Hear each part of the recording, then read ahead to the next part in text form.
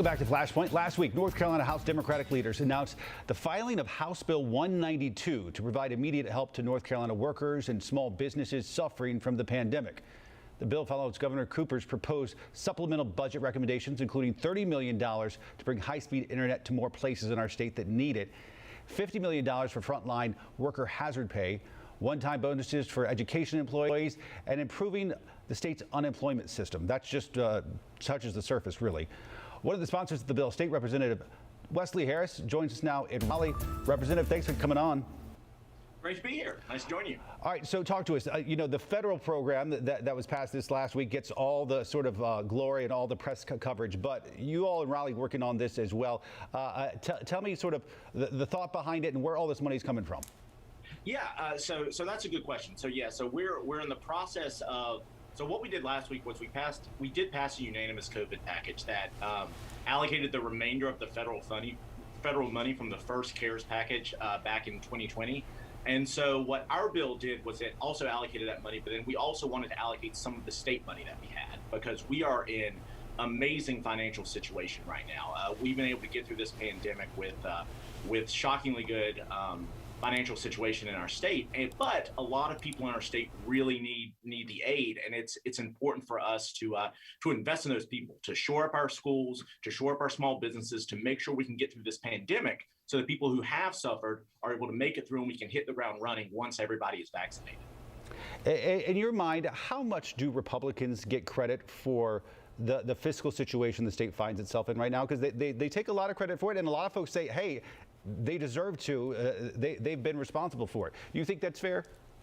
I do not think it's fair. And again, like you said, they will take credit for it. But if you look at how North Carolina compares to other states, we're not exactly an anomaly in the sense that you have states like California, which is, very Democratic. It's a high tax, high spending state. They're also in very good shape. And then you have states like Florida, which is very low tax, very low spending, and they're in miserable shape. And so we're really just lucky in the sense that our industry mix in our state was something that it wasn't really affected that much by the pandemic of banking and IT. And why do we have those sectors? Why do we have such strong sectors? Because we had strong government in the past 40 years that invested in Research Triangle Park, that invested in our banking sector, that invested in our education system, that invested in our university system, which is why we have such a strong base now. And that's why we were able to get through this so well. And so it's a combination of a lot of factors. But saying that, again, the fact that we had low unemployment benefits is the reason why we're in such financial shape. It's disingenuous at best. Practically speaking, we know the stimulus checks from the federal government going out pretty soon. When could people tangibly see some of this from the state making a difference? I would say probably within the next few weeks.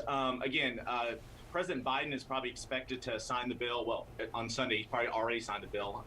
He's going to sign the bill, and so the 1,400 checks will probably get into people's bank accounts in the next 3 weeks or so, depending on if they file their tax returns or not. And so I think we're going to start seeing this next round of small business loans come available in the next few weeks. And so again, I think the big important fact here is that we are so very, very close to the end of this.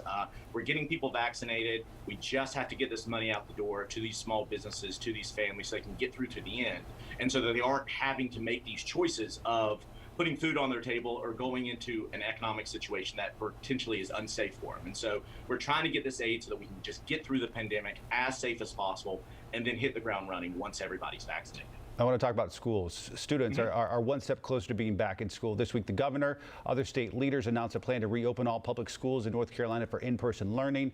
Under the legislation, all elementary schools must offer full in-person learning. Middle and high school would offer a mix of in-person and remote learning. They need to consult with state health officials, and the governor could close or cut back class hours on a district-by-district basis. Governor Cooper says the bill would take effect probably around April 1st. How do you interpret this? Is this an example of finally Republicans and Democrats coming together for bipartisan leadership, effective governments, or do you take this as folks will say for you on the Democratic side making concessions they shouldn't have made? No, this is a good example of bipartisan compromise and people coming together. Again, so there was unanimous approval that everyone wanted to get schools reopened. We want to get kids back into the classroom. We know how important that is, but we want to do it safely. And so when the governor came out and said, the data says that we can get kids back in school if we do this safely, we're like, yes, let's go forward with that. When SB 37 was filed a couple weeks ago, which was the Republicans' attempt to reopen schools, there were a lot of holes in it that was going to make it very difficult for some school bodies to be able to reopen safely. And so that's why we voted against it. That's why the governor vetoed it. But luckily, the conversation didn't stop there. And that's credit to both sides.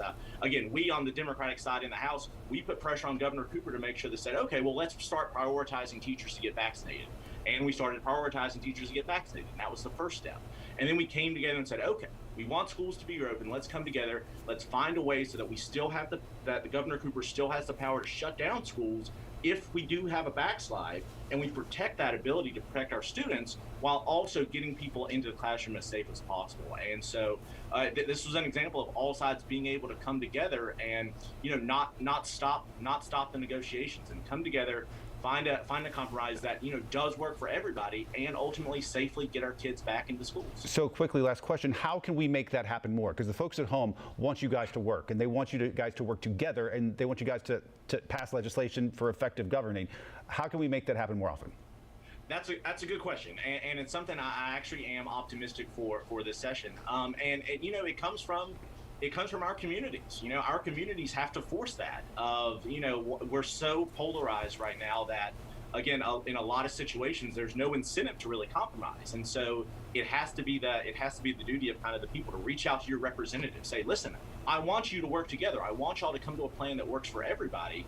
And because if that doesn't happen, then everyone is going to go into their partisan corner. And so I hope we can continue this spirit. Again, we're early on in this session this year.